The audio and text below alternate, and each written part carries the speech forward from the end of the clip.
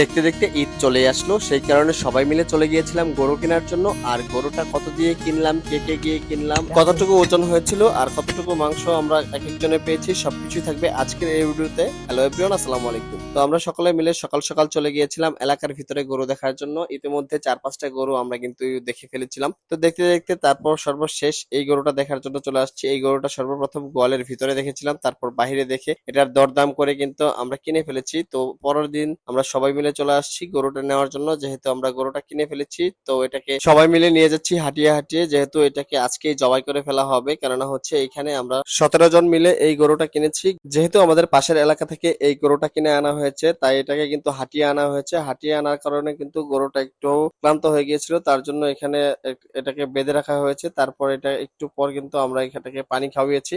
তো পানি খাওয়ানোর পর কিন্তু এটাকে কষায়ের জন্য আমরা বসেছিলাম। কেননা হচ্ছে কষাই যেহেতু এখনো আসেনি, তাই এখানে জাস্ট অপেক্ষা করতেছিলাম কষাই আসার। তো ইতিমধ্যে কিন্তু কষাই চলে আসছি। কষাই চলে আসার পর এখান থেকে এটাকে নিয়ে চলে যাব বাজারের পেছনে, যেহেতু ওইখানে এটাকে জবাই করা হবে। তারপর ওইখানে কিন্তু মাংস কাটা হবে। তারপর আমরা এখান থেকে বাগবাটোয়ারা করে কিন্তু নিয়ে যাব। ইতিমধ্যে কিন্তু কসাইরা এসে এটার পা পেতে ফেলতেছে। তো এটার যখন পা বাঁধতেছিল তখন আমার কাছে কিন্তু খারাপ লাগতেছিল, কেননা এটা কিন্তু যখন এটার দিকে তাকাচ্ছিলাম তখন দেখতেছিলাম যে এটার চোখ দিয়ে পানি পড়তেছিল, তাই খুব খারাপ লাগতেছিল। কেননা হচ্ছে এটার জীবনের শেষ দিন এটা কিন্তু বুঝে গেছে। কসাইদের যে স্কিল, এটা যদি আপনি সরাসরি না দেখেন তাহলে কিন্তু বিশ্বাস করবেন না। কেননা হচ্ছে আমরা 8-10 জন লোক মিলে কিন্তু এই গরুটাকে শোয়াইতে খুব কষ্ট হতো, কিন্তু কসাই অনলি 3 জন মানুষই কিন্তু এই গরুটাকে শুয়ে কিন্তু জবাই করে ফেলতে পারে। তাদের কিন্তু বাধার স্কিলটা অন্যরকম। এটা জাস্ট আমি দেখতেছিলাম আর অবাক হচ্ছিলাম। দেখেন 2-3 জনই কিন্তু গরুটাকে ফেলে দিয়েছে। তো এখন এটাকে জবাই করে ফেলা হবে। জবাই করে ফেলার পর এখানে কিন্তু মাংস বানানো হবে। যেহেতু বিকেল বেলা, সেই কারণে কিন্তু আমাদের লাইটিং এর ব্যবস্থাও করতে হয়েছিল।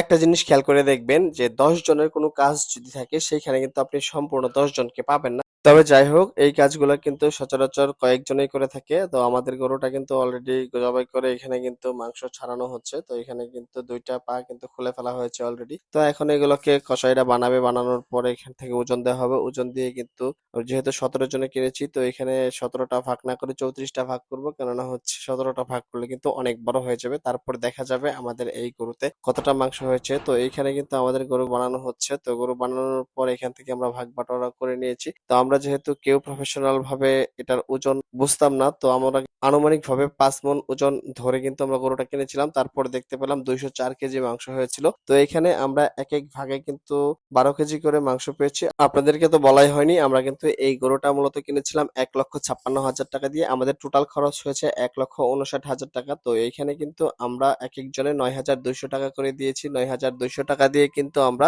12 কেজি করে মাংস পেয়েছি এক এক নামে। তো আজকের ভিডিওটা এই পর্যন্ত। এই ভিডিওটা ভালো লাগলে অবশ্যই লাইক কমেন্ট শেয়ার করতে ভুলবেন না। আর চ্যানেলে নতুন হলে অবশ্যই সাবস্ক্রাইব করে দিবেন। পেজ থেকে দেখলে পেজটাকে ফলো করে দিবেন। সর্বোপরি সকলের সুস্থতা এবং দীর্ঘায়ু কামনা করে আজকের মতো এখানে বিদায় নিচ্ছি। সবাই ভালো থাকবেন, সুস্থ থাকবেন। আল্লাহ হাফেজ।